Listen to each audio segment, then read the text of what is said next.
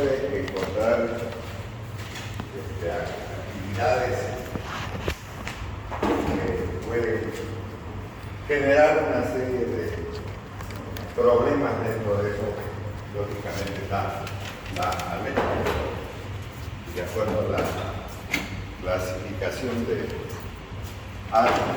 Entonces, vamos a ver la presencia autoritaria, como también la personalidad.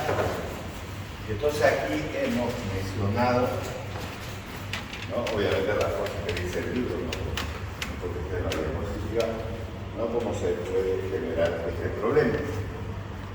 Y ya en la pizarra expliqué las pasadas clases de una manera rápida, lógicamente que una clase de alergia que lleva mucho tiempo, términos de la explicación, pero en forma rápida y creo que comprensible, digamos, cómo funciona el sistema inmunológico del mundo. Ya que entonces en ese sentido hemos hablado sobre esos puntos. Y aquí está el asunto que les comentaba ese día también, un poco refiriéndome a lo que una gotita de sangre, una gotita, puede contener 1 milímetro cúbico, entonces 5 millones de glóbulos rojos. Estos glóbulos rojos que carecen de células tienen esta macromolécula que es la hemoglobina, pero contiene agua. Son moléculas, no otra cosa. Un glóbulo rojo a simple vista no se ve. Un solo glóbulo rojo habrá que poner el microscopio para poder identificarlo. Entonces, cuando alguien hace una prueba y le está metiendo el medicamento, ¿qué está metiendo? Una gotita, sí, una gotita. Nadie dice que no. Pero ¿cuántas moléculas hay del medicamento? ¿Hay unidad? No hay unidad. Hay billones de moléculas. Entonces, la alergia con esa gotita no puede producirse. ¿Cuál es el problema? O alguien habló de cantidad de gotita nomás. No hay unidad. Vuelvo a repetir, este glóbulo rojo mide de 7 y media metros por término medio. Puede ir entre 6 a 8. No, pero nunca mezclados. O sea, no pueden haber glóbulos rojos de 6 y de 8 en una muestra de sangre. No puede haber eso. Eso está lógico. Pero sí, por término medio son 7 y medio, todos son 6, todos son 8, no hay problema. Si hay magnesio. Bueno, pero si esto mide 8 micras, tiene agua y tiene esa macromolécula, esto no es una molécula. Miren lo que tiene. Radicales de oxígeno, ¿no? Muchas moléculas, obviamente, de carbón, de hidrógeno, la presencia de cuántas cosas estamos hablando en una molécula de hemoglobina. Entonces no me digan que no va a provocar alergia nada más que le ponen una gota. Sí pueden hacer, porque hay algunos montes que todavía agarran y le ponen en el ojo, se termina de inflamar, eso pierde el ojo. La prueba ponen una gota. Bueno, como les decía yo hace la pasada clase, si quieren lo tienen, si no, tienen que seguir poniendo por ella prueba. Hay algunos que, para evitar todos esos problemas, cuando recetan penicilina, le asocian un corticoide, una vez mezclado en la misma jeringa. Entonces quiere decir que son personas inseguras, ¿no? Entonces, para evitárselo los problemas, digamos. Bueno, hay de todo en la viña del Señor, pero bueno, es bueno aprender. Entonces, yo me había comprometido en alguna medida lo que debe de hacer si alguien tiene espíritu de enfermedad, quiere poner inyecciones, porque cree que el ser médico es poner inyecciones. No, de que deba de saber, eso es otra cosa, pero de que deba de poner, no. Por ejemplo, a ver, de nuevo yo soy pediatra, pero si yo tengo que hacer una punción lumbar, porque creo que ese sujeto que tiene convulsiones, niño, tiene meningitis, ¿qué voy a hacer? Esa es una actividad quirúrgica que la tengo que hacer yo, me tengo que poner guantes, realizar la asepsia y antisepsia, agarrar la aguja y la jeringa y voy a sacar líquidos neuroquímicos. ¿Para qué? Para llevar al laboratorio, para que digamos el estudio correspondiente. ¿Quién lo va a hacer? ¿La enfermera lo va a hacer? No, yo tengo que hacerlo. Entonces tengo que saber poner inyecciones, claro que sí. Pero es mi problema poner inyecciones, no, pues listo. Bueno, no. Ya está. Puedo hacer una canalización de vena, lo que quieran ustedes, eso es parte constitutiva de la estructura misma médica. Pero poner inyecciones no, para la enfermera, sino para qué estudio eso. Entonces, bueno, creo que esto es explicativo, no es que lo haya puesto al glóbulo rojo y a la hemoglobina. Miren la composición de la hemoglobina, no es una molécula pequeña, es una macromolécula, de eso estamos hablando. Y esta es una molécula, no estoy hablando digamos, de la cantidad de hemoglobina que tiene por cada 100 ml de sangre del ser humano, no estamos hablando de eso, estamos hablando de la. Y eso, obviamente, lo tiene el rojo. Y obviamente, si esta molécula está aquí metida, también el citoplasma tiene que tener agua, tiene que tener electrolitos, tiene que tener todo lo que tiene la célula. La excepción en este glóbulo rojo es el sistema núcleo. Eso es la única cosa, dos son las células que no tienen núcleo, y los glóbulos rojos del ser humano, no hay más nada. Todo lo demás tiene. Entonces estamos comparando la gota. Aquí está la gota. Y esta gota de sangre tiene miles de millones de glóbulos rojos. Porque si esto es un milímetro cúbico, si esto es un milímetro, hay 5 millones de glóbulos rojos. No me digan que no hay. Entonces, de la misma manera, una gota de agua, ¿no? Que sería la gotita que estoy poniendo, ¿cuántas moléculas de agua tiene? 5 millones de glóbulos rojos en una gotita o más. Entonces tendremos eso también. Entonces aquí están los linfocitos que son los natural killers, los de barra. Ustedes pueden ver, aquí está la inmunoglobulina, ¿verdad? Dice inmunoglobulina, los antígenos, ¿verdad? Que tienen y los receptores que están de las células para provocar esa reacción. Entonces, ¿cuándo se va a producir la alergia? Cuando usted sensibiliza al organismo con esa sustancia química. No hay alergia si no hay sensibilidad. O sea, nace un chico y le ponen la inyección así, ya no le va a pasar nada, porque no está sensibilizado, no conoce nada. Por eso es que, ¿qué hacemos pues nosotros los seres humanos con los niñitos? Le damos comiendo vacunas. ¿Para qué? Para que genere anticuerpos anti ese virus, esa bacteria. Porque en el caso de la tuberculosis es una bacteria, no es un virus. Pero si se trata de la polio, el virus no es. Bueno, entonces ya está. ¿No es? Ya, entonces eso es. Listo, y eso para que generen anticuerpos. También a la gente de la última temporada que hemos tenido una crisis mundial, ni siquiera es un problema, digamos, de una nación, ¿no? Porque los políticos utilizan esas cosas para lavarse las manos. Entonces, la COVID-19, la verdad, ha generado que las empresas farmacéuticas deben vacunas, ¿no? Para que con la finalidad de que haya una respuesta inmunológica sobre esa patología, ¿o no? O sea, esta respuesta inmunológica que generemos nosotros anticuerpos anti tal cual enfermedad de la que se trata. Así que no pensemos que la gotinga, pero si solamente le puse una gotinga, ¿qué importa? ¿Acaso no está constituido eso por moléculas? Es la misma huevada que suelen decirle en fisiología, digamos, ¿no?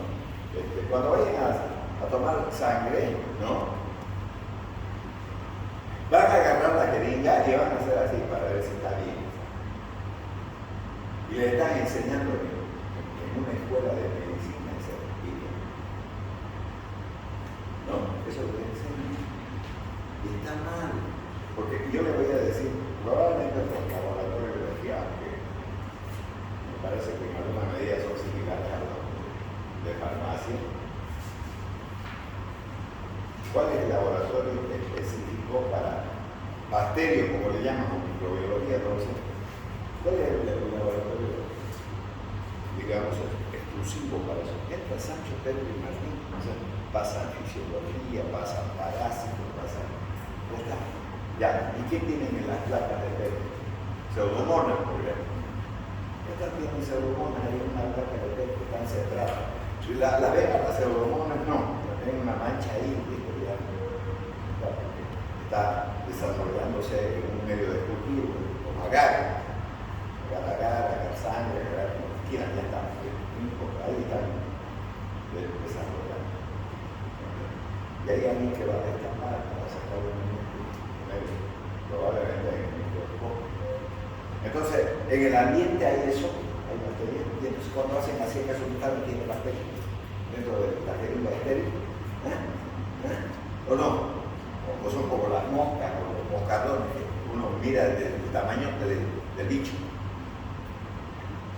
Un día cuando yo estaba pasando clase allá en el otro lado, digamos en farmacia, una chica con una placa de PET y se le rebaló y cayó en el suelo y tenía pura pseudomonas. La vista me importa todo, lo demás me importa la gente de la limpieza, porque la gente de la limpieza no estudia medicina ni nada, puede contaminarse, ¿no es? Y no está en el ambiente, está. Y si va a agarrar una jeringa y algo esto, ¿no? Cuando van a los hospitales hacen incluso estupideces desde mi punto de vista. Cuando están en el último año, vayan a hacer el internado, tienen que vacunarse con los hepatitis, y se vuelvan un montón de cuestiones muy enteros. Ah, ¿y ustedes no van a los hospitales? ¿Y cuándo los vacunan de la hepatitis? No, los del tercer año no. Esos dos se van a necesitar, tienen una inmunidad contra la hepatitis a la mía. Ya está. ¿Bueno o no? No, pero cuando lleguen a quinto, no, porque tienen que hacer internado, pues hay que vacunar, ¿no? No sé cuál es la diferencia. Si cualquier entra en el hospital o es otro hospital. Es el mismo, ¿no es? ¿Por qué no vacunan a todos? ¿No es o no? ¿O no? Bueno, es racional lo que estoy diciendo, ¿no? Entonces, todo sujeto que está estudiando debería ser vacunado cuando va a ir al hospital. No importa que esté en tercero o segundo, o hay una inmunidad específica para los del tercer año que no le va a pasar nada. No van a tener ni tuberculosis, no van a tener hepatitis, no. Pero cuando lleguen a quinto sí van a tener, entonces háganse vacunar. Eso será más grande, ¿o no? Y el mismo hospital, el mismo ambiente contaminado, ¿sí o no? Claro. Y listo. Ya está. Entonces, vean que los seres humanos hacemos cada cosa que no tiene sentido. Y entonces ahí estamos mostrando la prueba, ¿no? La cotinga. Ahora voy a decir otra cosa más. Hacen la prueba y se pone rojo alrededor. Bueno, entonces ya el otro día que también esa situación, si yo digo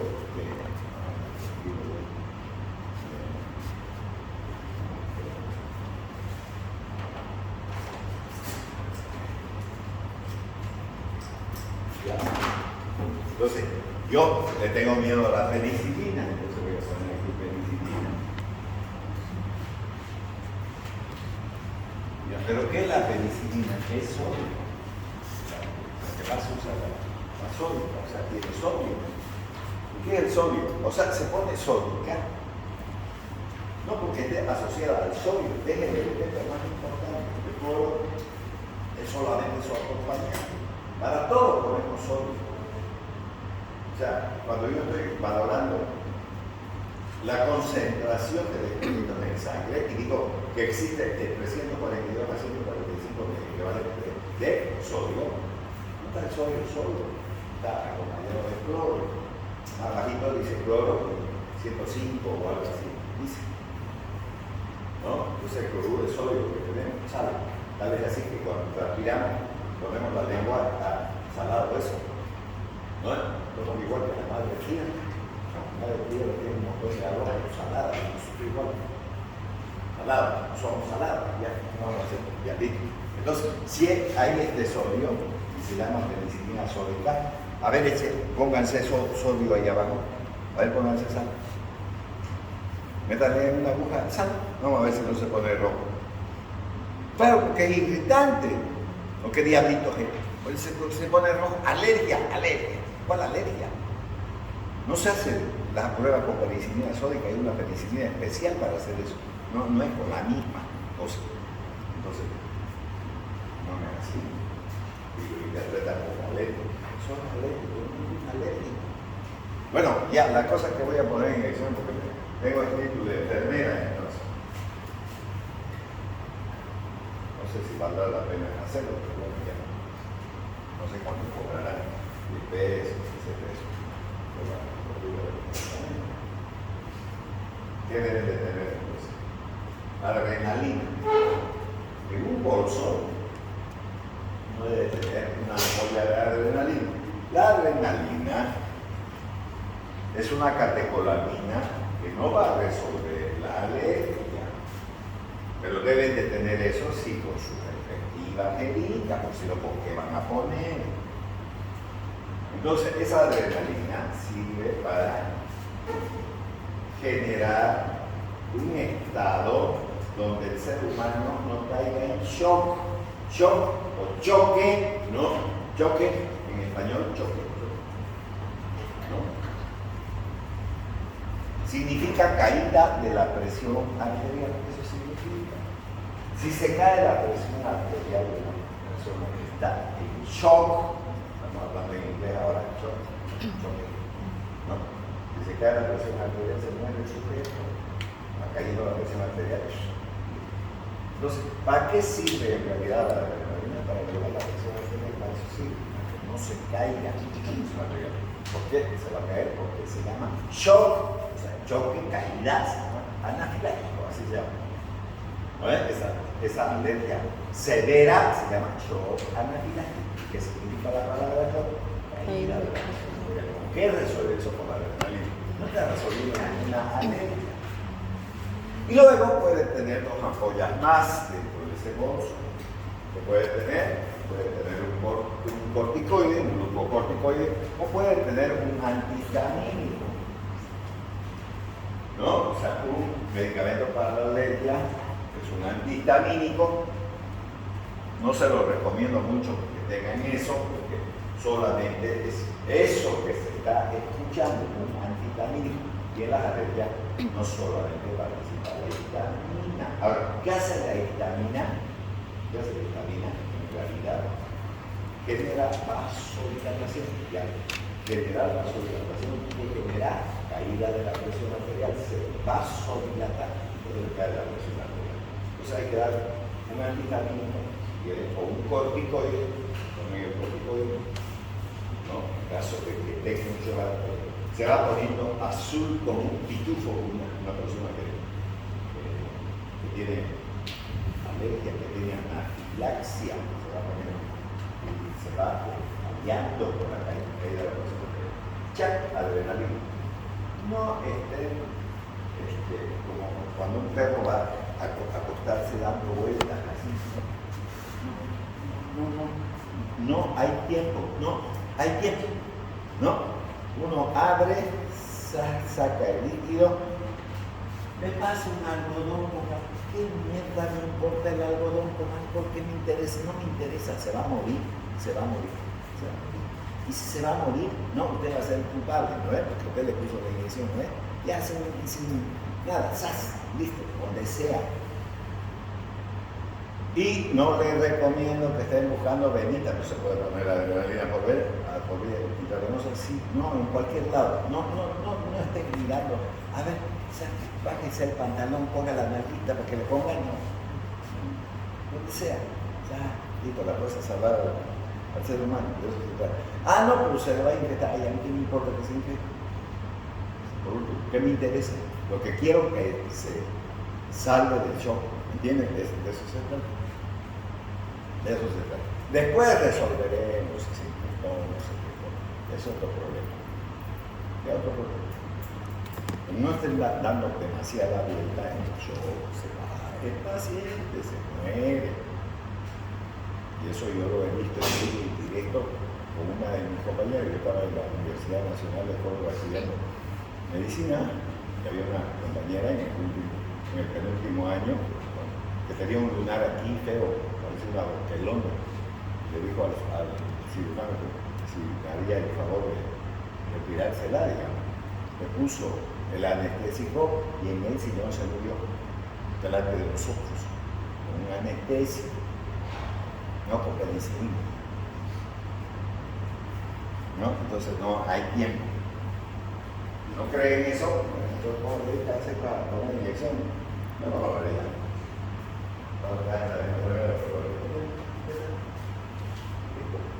Pero vamos a ver con qué se resuelve el problema también. Bien, vamos a ver también en las acciones de los fármacos otro problema, que es la curva dosis-respuesta cuantal, ¿no? Entonces, a ver, si yo aplico una dosis de lo que sea, de cualquier medicamento, tengo que tener una respuesta. Y esa puede ser cualitativa o cuantitativa. Aquí estamos hablando de cuantitativa. ¿Cuánto responde ese medicamento con X dosis? De eso se trata. ¿Y por qué se pone eso? Porque yo quiero saber si yo tengo que darle un gramo, por ejemplo, de amoxicilina a alguien, debo de tener una concentración de ese fármaco que responda a ¿cómo se llama? A la terapéutica.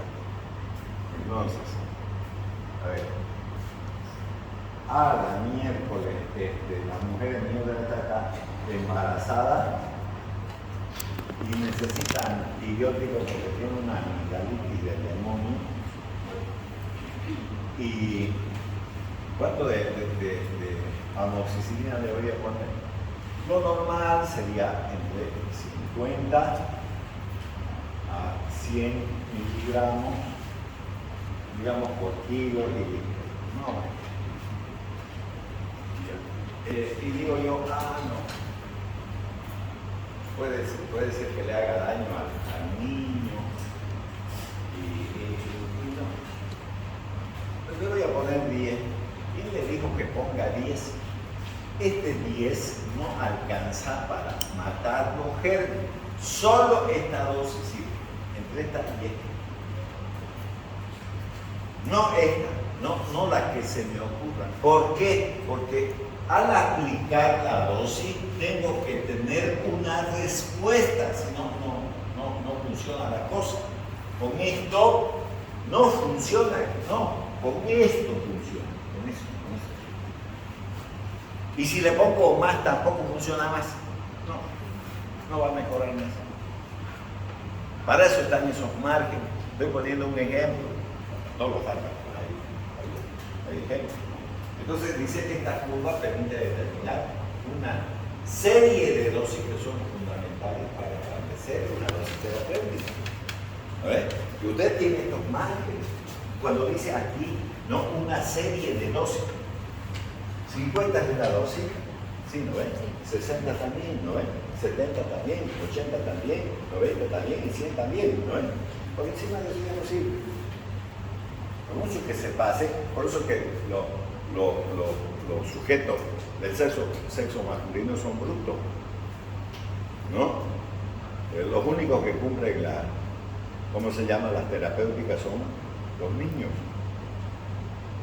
Y uno dirá, como los niños, yo veo que cada vez que le quieren poner un medicamento, lo que sea, lloran, patean, de todo, sí, lloran, patean, pero la mamá es la encargada de eso.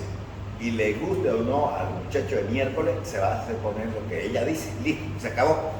No hay opinión, no tienes derecho de opinar, nada. Porque vos eres mi hijo, yo tengo que resolver el problema, ¿no? Eso es lo que tienen que cumplir. Lo que diga el médico, listo, ya está, es ley, ¿no es? Segunda, personas que cumplen, digamos, son las mujeres. Pero los que no cumplen son los hombres, porque dicen, no, yo tengo que ir a trabajar y me tomo unas 5 de una vez, digamos, y voy a estar bien. ¿Quién dijo que tomándose 5 se va a mejorar el colesterol? No se trata del montón, se trata de una dosis adecuada en sus horarios adecuados, de eso se trata. No exagerar la cosa.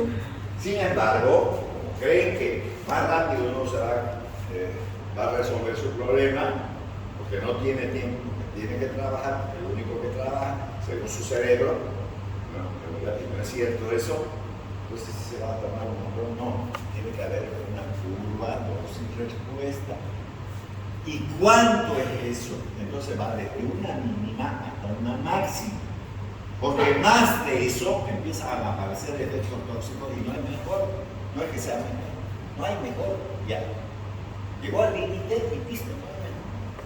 Se acabó. De eso. Entonces es importante generar eso también, esas curvas dosis respuestas, para que nosotros podamos entender.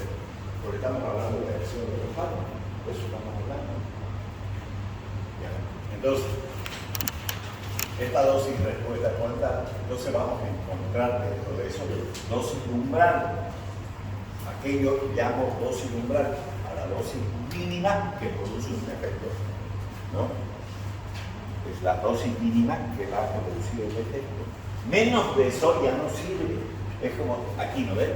Si pongo 50, esa es la dosis mínima que va a generar una respuesta farmacológica. Si le pongo 40, 30, 10 o 1 porque a mí me da la gana, vuelvo a repetir, porque ya está estudiado, ¿no? Entonces, ¿para qué estudian? ¿Para qué generan los libros? ¿Para qué hacen eso? Si vamos a hacer lo que nos da la gana. Entonces no podemos hacer eso, ¿no? Siempre va a haber una dosis mínima. Y cuando vean la dosis de este medicamento, por ejemplo, la furosemida es 20 miligramos, por decir una cosa, no es 50, es 20, ya, ese es otro fármaco, ¿no ves? Y listo. Como de la hidroclortiazida puede ser 100, de la clortiazida puede ser 1000, lo que sea, ya está, ¿no ves? Entonces, con eso vamos a obtener una respuesta. ¿Qué quiere el médico? Que haya una respuesta cuando le da el fármaco. ¿Para qué? Para que restablezca la salud. ¿Y cómo se restablece la salud? Volviendo al estado fisiológico, porque la fisiología estudia al ser humano normal, ¿no es? De eso se trata. Bueno, muy bien. Luego vamos a obtener la dosis máxima. Entonces, es la mayor dosis que puede ser tolerada por un lado sin que aparezcan los efectos indeseables. Porque entonces se sigue pasando, no va a mejorar más su estado de salud, va a empeorar más. Usted a mayor dosis le está dando dosis tóxicas. A ver, si yo me tomo una aspirina que tiene 500 miligramos para que baje de peso, te tomo una caja entera, 50, 100 aspirinas, ¿me va a mejorar eso? No bajo ningún motivo. Me voy a intoxicar, eso va a ocurrir, ¿sí o no? Entonces, de eso se trata. Entonces, vamos a tener la megadosis eficaz media, ¿no? Dosis eficaz 50, el 50% de los individuos. Entonces, dosis a la que el 50% de los individuos presentan el efecto cuantal específico, ¿no? O sea, va a haber un 50% de los individuos que van a tener una respuesta adecuada, ¿no es verdad? Porque tenemos que variar, también pensar en las variables individuales que ya hemos hablado. No son tolerantes y otros presentan intolerancia también al medicamento. Eso vamos a tener, pero si hay de 100 individuos, 50 que tienen una respuesta, entonces estamos hablando de la dosis eficaz media. No, dosis eficaz 50. Media es 50, o sea, el 50% de los individuos. O sea, 50 de 100 entonces, ya. 100 es el entero, el 50 es la media. ¿Sí o no? Ya le dosis tóxica media. Dosis tóxica acá, otra vez, un término 50%. Dosis necesaria para producir un determinado efecto tóxico, ¿no? En el 50% de la población estudiante. Entonces, si el efecto tóxico es la muerte, se denomina dosis letal media. Ya cambia, ya no tenemos dosis tóxica 50, dosis letal 50. Ya se sustituye la T por la L. ¿No? Esa cantidad de medicamentos puede morir un individuo. Entonces, todas esas siglas van a tener en el libro. Entonces, eso es bueno y facilita el estudio. Los libros tienen muchas de estas cosas así cortas y a veces uno no entiende y si no lee desde el principio, entonces nunca se va a dar cuenta qué significa cada una de esas siglas. Entonces, ahí tenemos esa otra cosa que conocer. Ya, ahora Seguimos la dosis respuesta cuántica, ¿no? Dentro de esto también vamos a tener otro término, que es el índice terapéutico. Índice terapéutico, ¿no? Entonces, la media que relaciona la dosis requerida para producir un efecto deseado con la dosis que produce un efecto no deseado. Entonces, es una comparación. ¿Y qué tenemos que usar nosotros normalmente en nuestra vida? Esta dosis terapéutica, este índice terapéutico.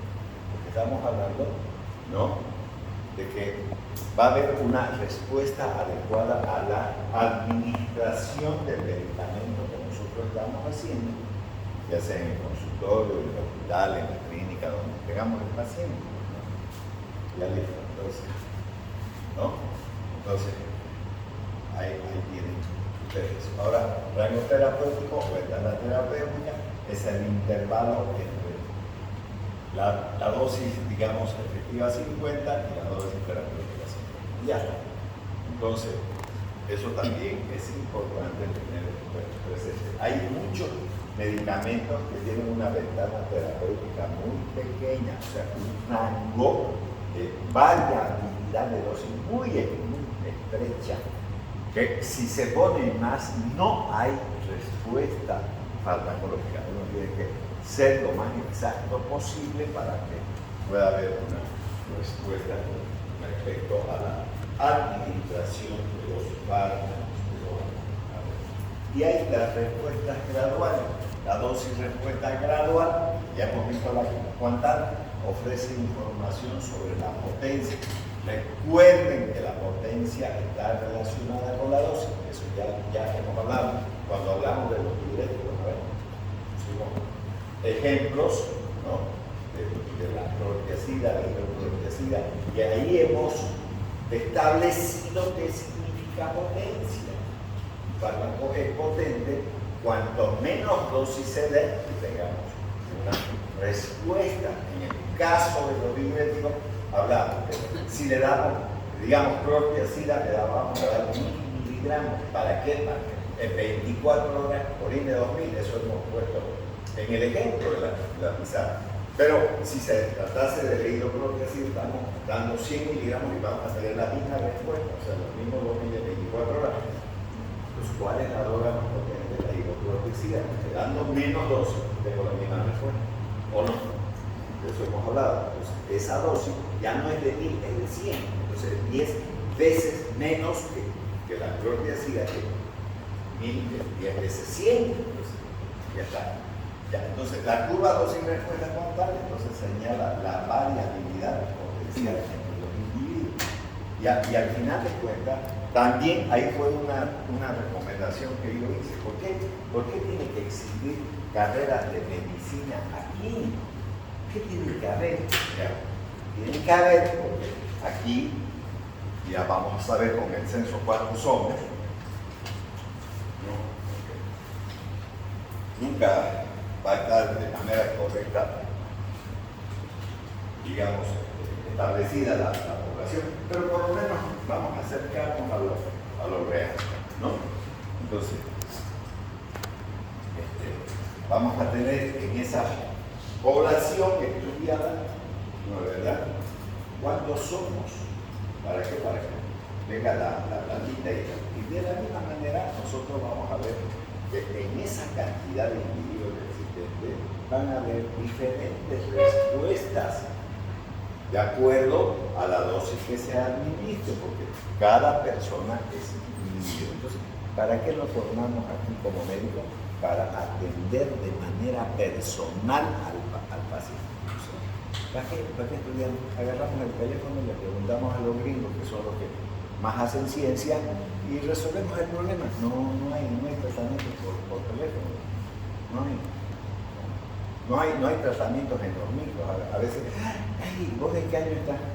El tercero de medicina. Ah, ya vos sabés, ¿qué sería bueno para esto? Esa manchita. Ya anda desnudando todo el mundo. ¿Pero por qué me voy a desnudar si tengo un hijo? Bueno, ¿qué querés? ¿Atienda o no? Empedotarte, ¿por qué voy a hacer? Porque adivino, ¿no? Me han visto con un turbante, una bola de cristal para estar adivinando las cosas, no. No, no. No, entonces, si vos me estás preguntando en el micro, ya sacaste la ropa, pues, ¿no? Aquí yo te reviso y listo, ¿no? Le hagamos una historia lírica bien hecha. ¿No? ¿Por qué tengo que estar dando recetas en un micro? A ver, ¿por qué? No hay ninguna razón por qué. Entonces, si alguien quiere ser examinado, revisado, todo eso, bueno, busque el lugar adecuado. No es en la calle, nada de eso. No hay que darle respuesta a la gente así. No se debe hacer. Entonces, imagínense la cantidad de población que tenemos. ¿Cómo no vamos a tener médicos que se llamen aquí?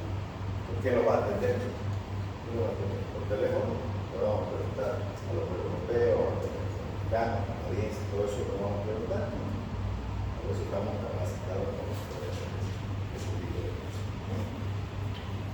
Bueno, la cuestión es que los fármacos no actúan porque les da la gana, no tienen vida propia, no tienen cerebro, no tienen nada. Entonces, ¿cómo funciona esto? ¿Cómo va a funcionar esto? Bueno, lo mismo que pasa con los seres humanos de manera íntegra, ¿no? ¿Qué es lo normal, digamos, que ocurra, digamos, en una sociedad humana? Porque, ¿no? Que puede ocurrir también con los animales, eso también es cierto. Es que existen dos sexos, ¿no? Un masculino y otro femenino. Y entonces, cada cual, o sea, estos dos seres humanos, hombre y mujer, se buscan y se atraen desde el punto de vista químico y muchas otras cosas más que forman parte de ese relacionamiento de pareja.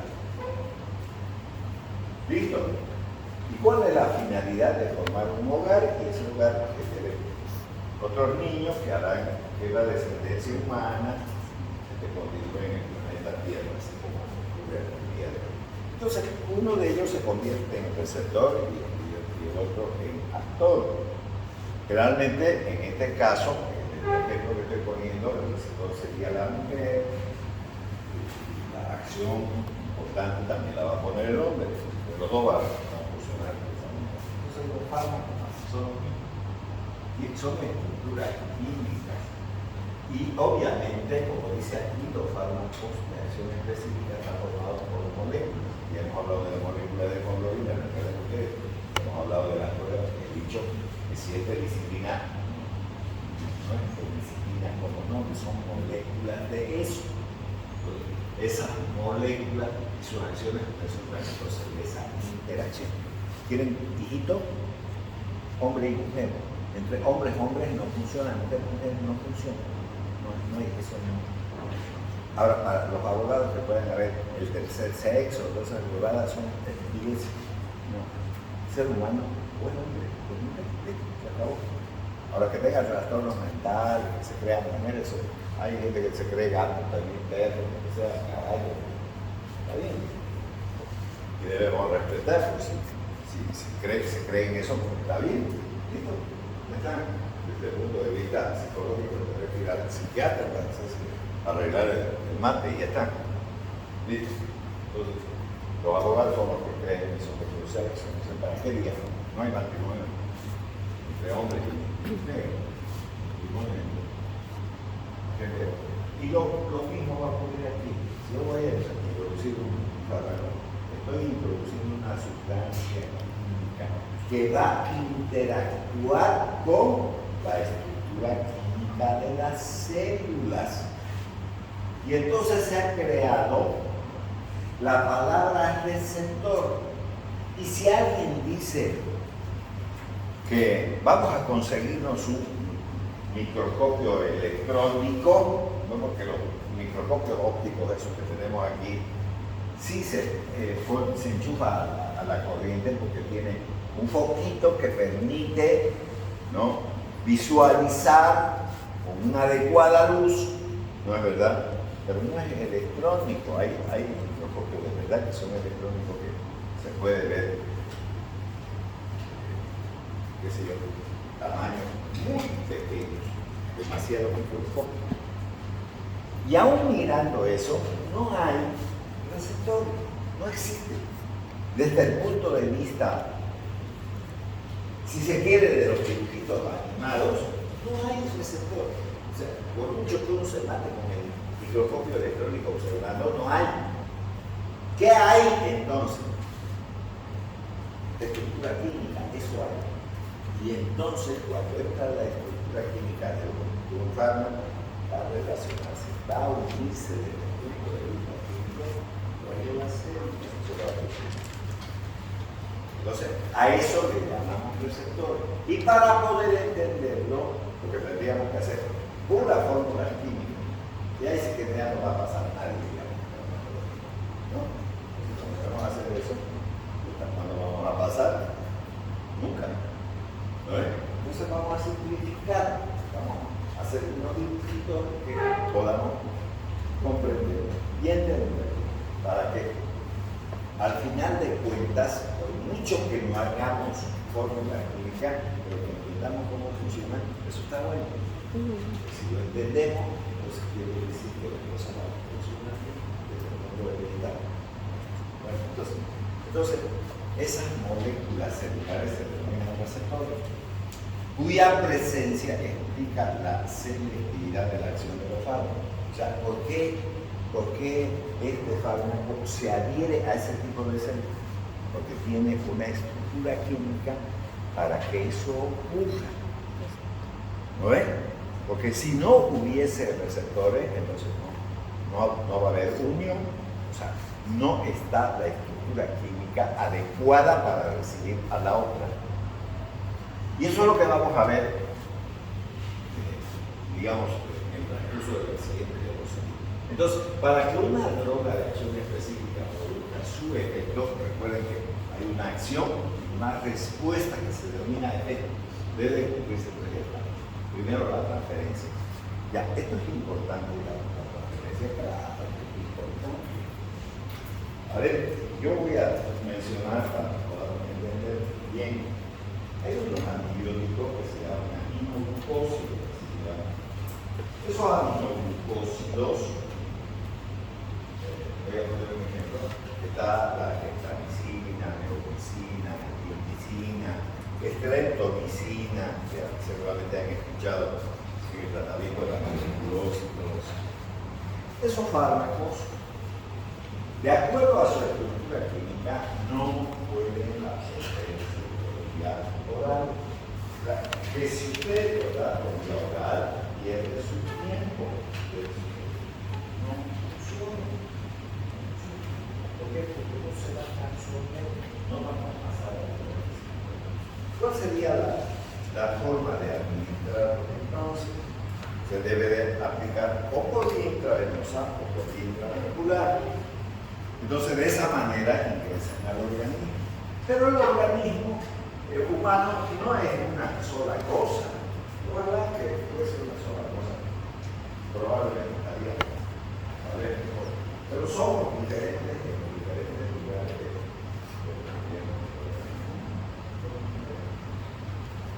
somos diferentes en pH. Por ejemplo, la boca tiene 6.8 de pH.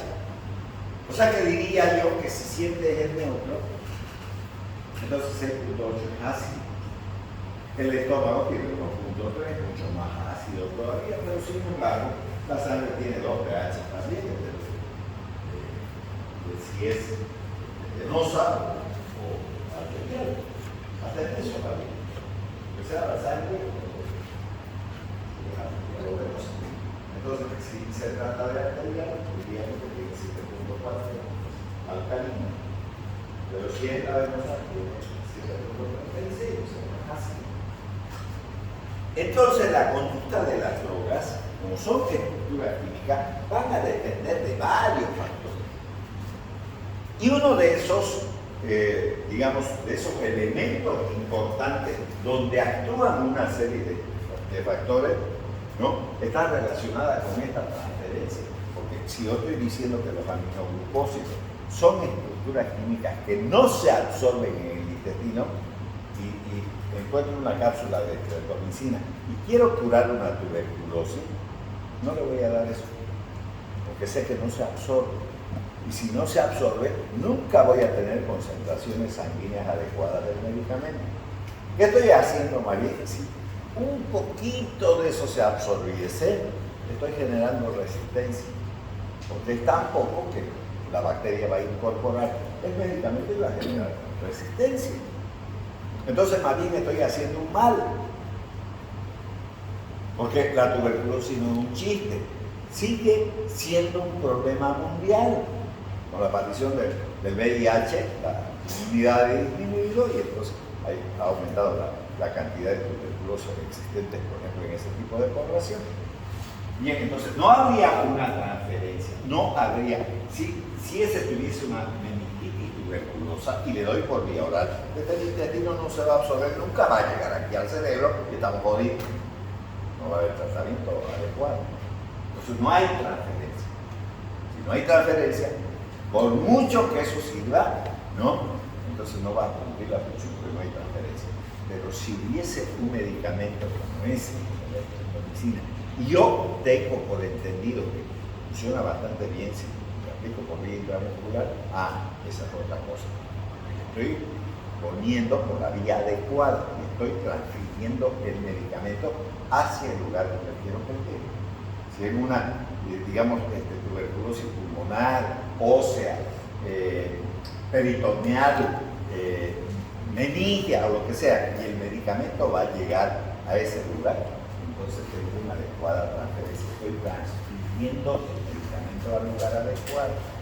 Entonces es importante conocer eso, sí, porque puedo hacer un estudio bacteriológico y decir, este medicamento, digamos, es adecuado para esta bacteria es sensible. Sí, pero puede atravesar el lugar donde se encuentra la infección. Por ejemplo, a ver, de nuevo, hay barreras. Las damas tienen más que los varones, porque si están embarazadas, entonces tienen una barrera que se llama barrera placentaria. Los hombres no tienen eso. Los que tienen la placenta son las mujeres porque están generando un bebé. Esa barrera placentaria es eso mismo, una barrera que no va a dejar entrar cualquier cosa para que afecte al niño.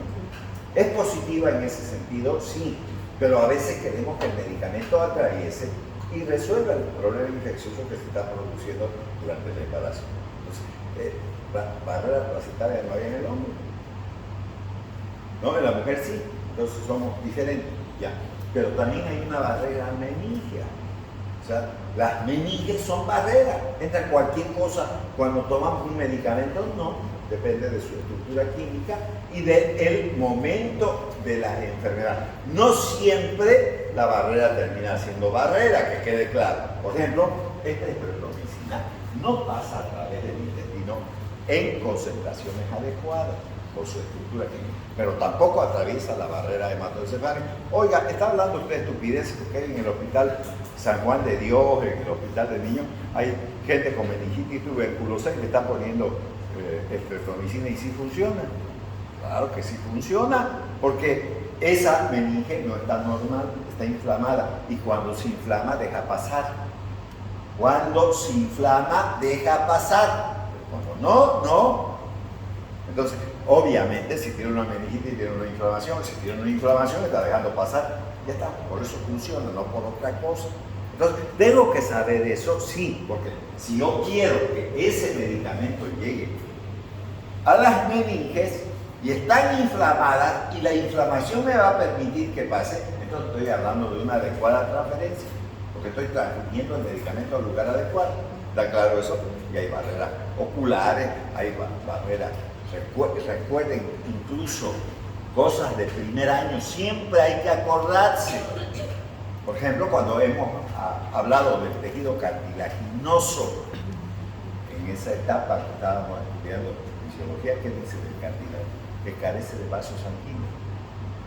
¿Y cómo se nutren entonces los cartílagos articulares? A través del líquido sinovial, no a través de los vasos sanguíneos, ¿no es o no? Entonces, eso no deja de ser una barrera, claro que es una barrera, porque si no hay vasos sanguíneos, el medicamento deberá de llegar por otro lado al líquido sinovial para resolver un problema inflamatorio de las articulaciones.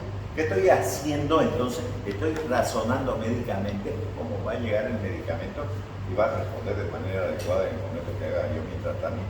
Estoy hablando de eso. Una vez que la droga ha llegado al lugar adecuado, es a través de la transferencia, entonces tiene que haber una interacción de droga-receptor. Tiene que haber, ¿no?, una actividad química entre las células afectadas por la enfermedad y el medicamento. ¿Para qué? Para que tenga una adecuada respuesta. Si no, no tiene sentido. ¿No es o no? ¿Sí o no?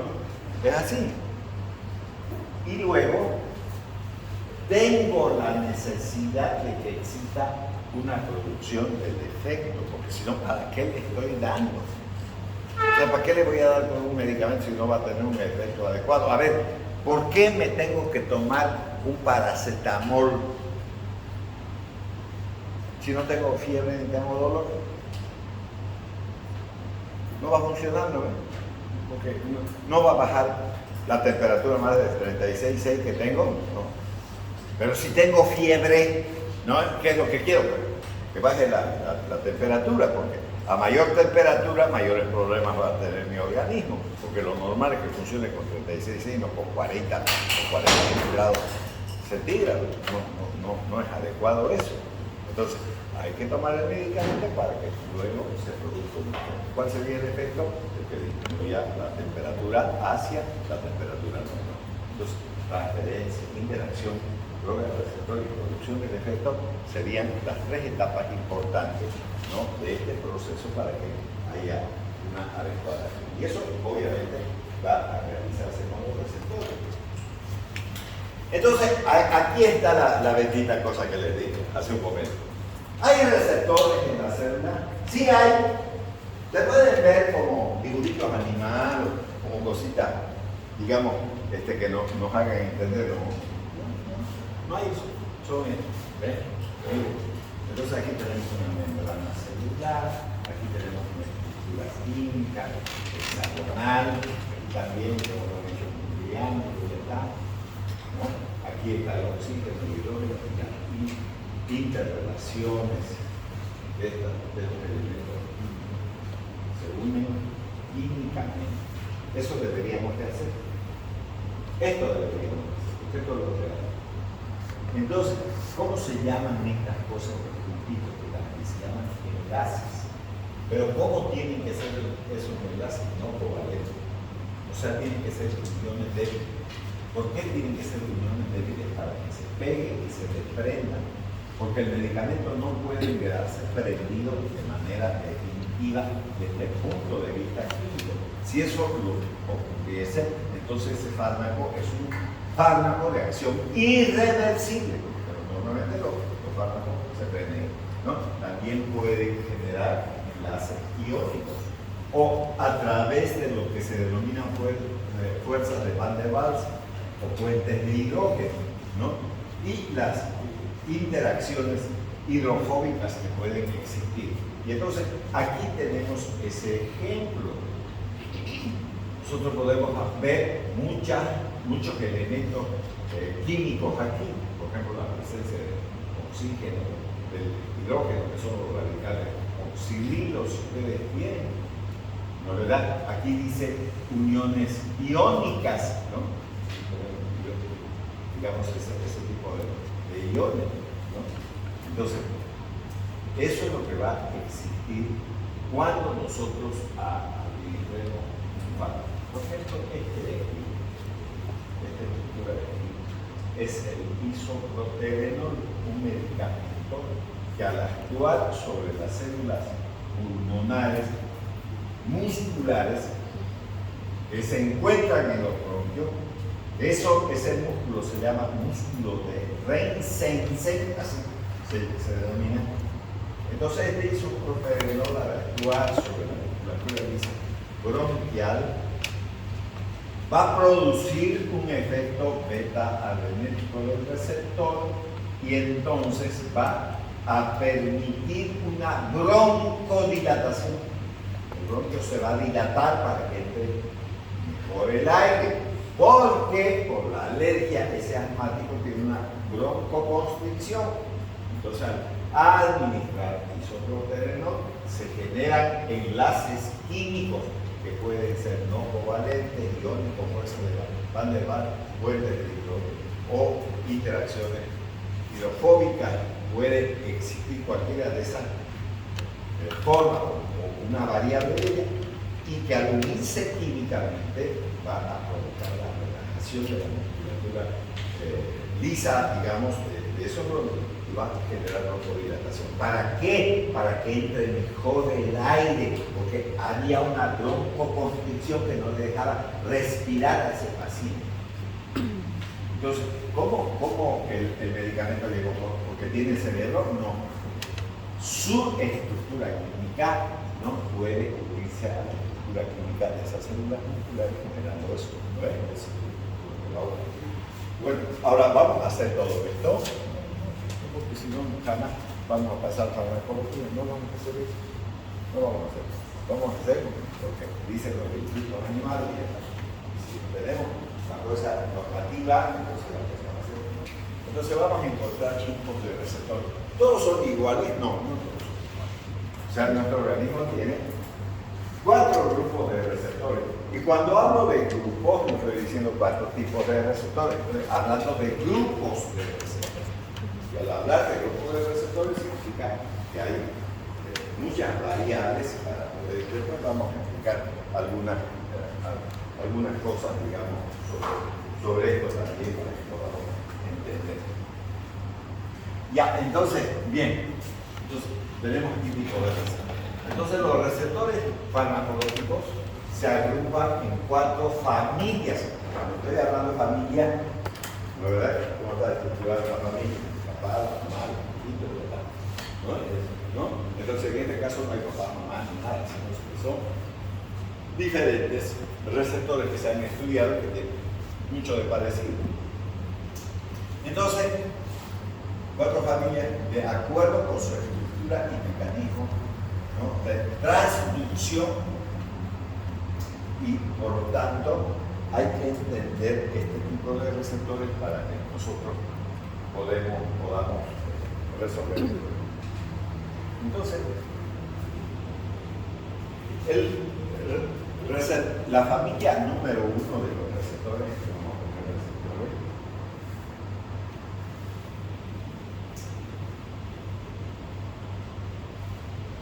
entonces son los receptores ionotrópicos.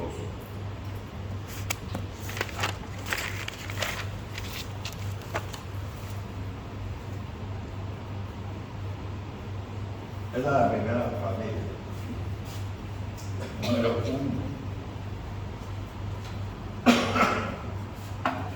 1. Ionotrópico viene de ión. Aquí voy a poner ión.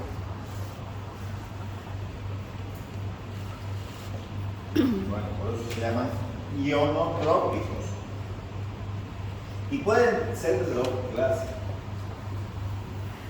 Por voltaje y por ligando.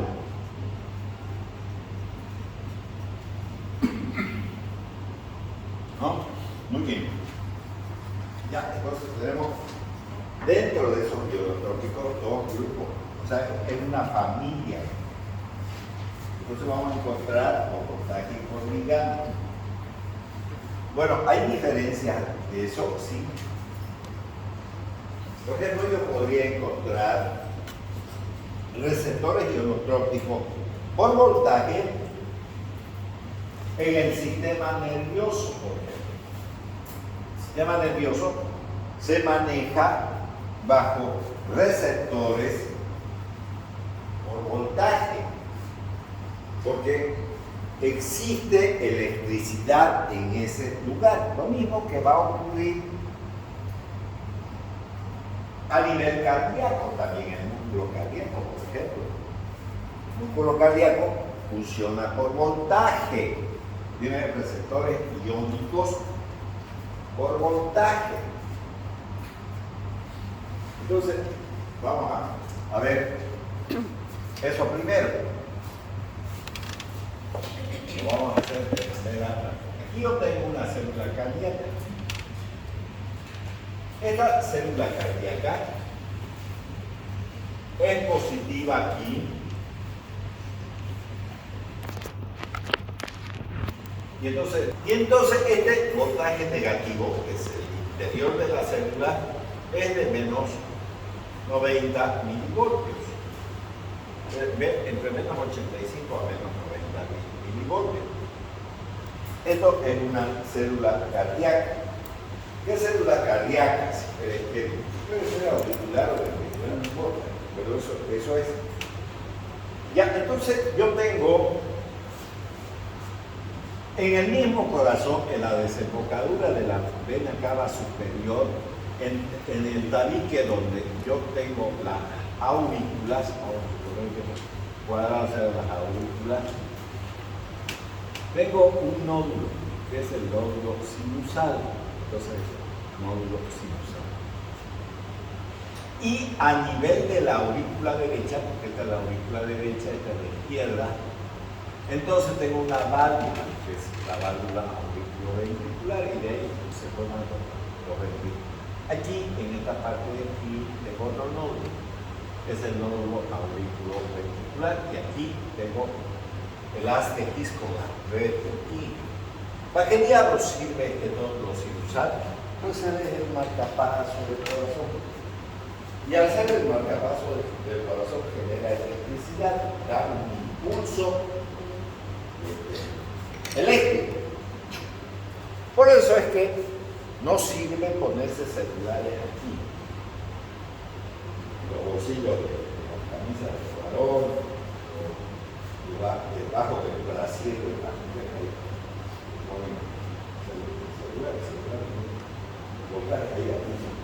Celular ¿no? Pues está funcionando con un marcapaso, puede ser variar el ritmo cardíaco si hacen eso. Que un aparato igual que un marcapaso, no hay que poner eso. Este es el nódulo sinusal que envía electricidad. ¿Para qué? Para generar la despolarización de esta célula, que es negativa internamente. Entonces, estos electrolitos generalmente están representados por el sodio, 142 a 145, y el equivalente, que aquí tiene alrededor de 10, 15, el equivalente del sodio. Entonces va a entrar. ¿Y por qué va a entrar? Porque esta membrana se va a permeabilizar para el sodio. ¿Y qué es el sodio? Es un ion. ¿Y quién está permitiendo el ingreso de esto? Este nódulo sinusal, que al enviar una señal permeabiliza esta membrana, pero producida por voltaje, donde se va a entrar el sodio aquí y se va a salir el potasio por acá. Entonces aquí hay 4 a 5 mil equivalentes de potasio. Mientras aquí tenemos alrededor de 115, aproximadamente 110, 115, ¿no? Y el equivalente de potasio. El potasio se va a salir, el sodio va a cambiar la tonalidad de la célula y se va a generar así. ¿Qué estoy hablando de esto? De esta permeabilización, que estoy hablando de estos receptores ionotrópicos. Ion significa, obviamente, sodio, potasio, son iones que a través del voltaje se está provocando una despolarización. Entonces voy a tener medicamentos que pueden actuar sobre ese tipo de receptores, llamados receptores ionotrópicos. Bien, ahora vamos a hablar de este otro. Hay receptores que actúan por ligando. Y entonces, ¿qué quiere decir ligando? Es una sustancia química, ¿no? Es una sustancia química que va a producir el ingreso del ion. Bueno, vamos a hablar entonces de otro ejemplo. Ocurre que estos receptores ionotrópicos son receptores pentaméricos. La palabra beta significa 5. Eso significa. Y entonces yo voy a hacer un receptor visto de arriba. También lo voy a hacer de un lado, pero bueno, no pasa. Ya estoy haciendo igualito. Entonces va a tener 5 unidades. Esta es la número 1. Esta es la número 2. Esta es la número 3.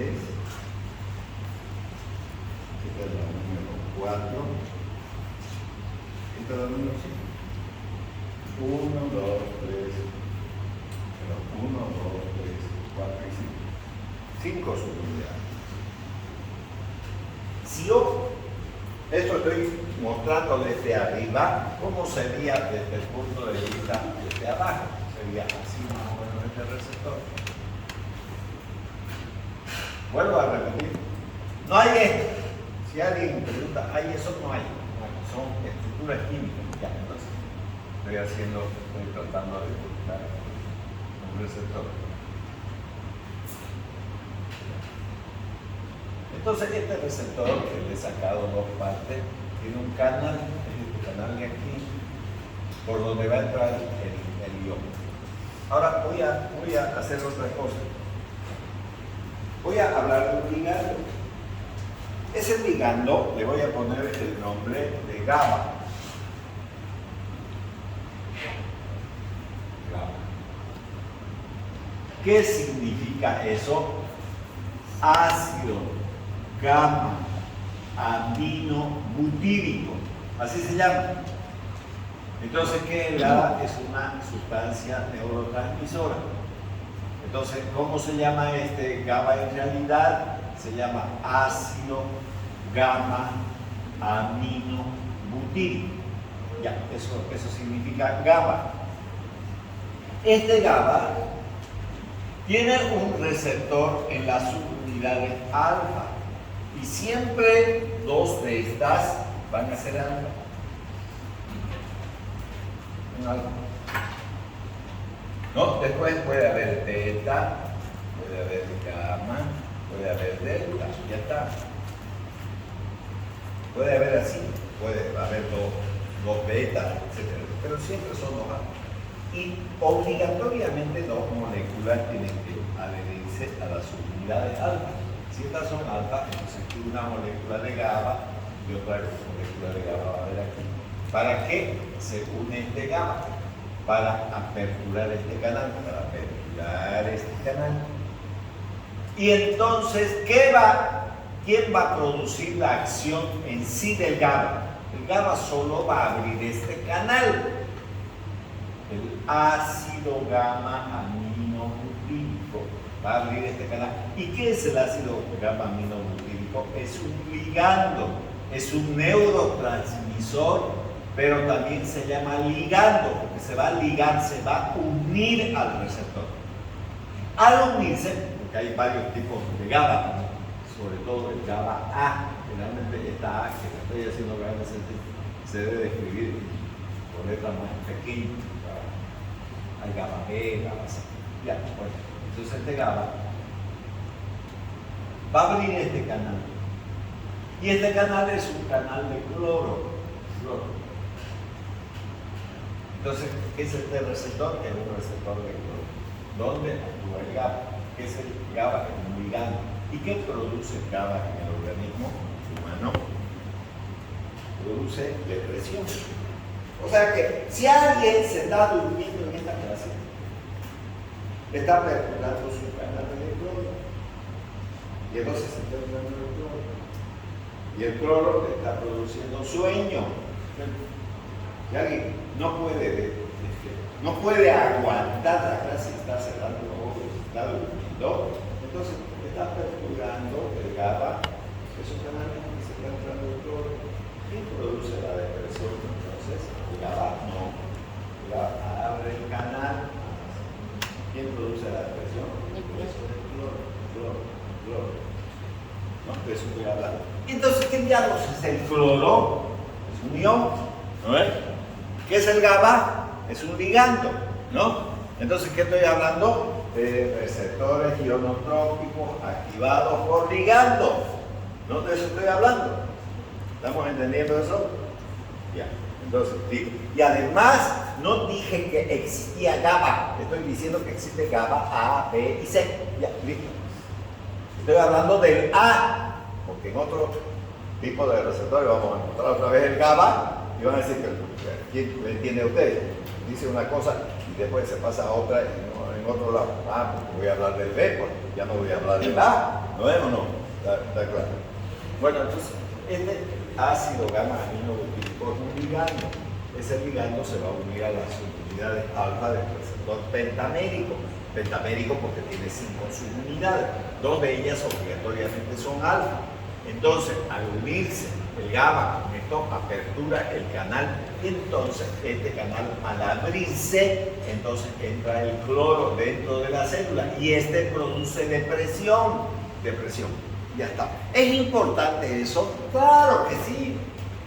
Porque si yo tengo insomnio y no puedo dormir, ¿qué me tendrá que dar el médico? Un medicamento, ¿no? Que actúe sobre esos canales de GABA o canales de cloro. ¿Para qué? Para que el cloro entre, me duerma. Ya está. Eso, ¿cómo se llama eso? Acción nueva. ¿Y cuál es el efecto? El sueño. ¿No? La acción, pero también lo que va a ocurrir. Pero es así como no en dibujito, con estructura química, ¿no ves? Ya lo hemos entendido eso también. Pero para poder aprender mejor con dibujitos, ¿no ves?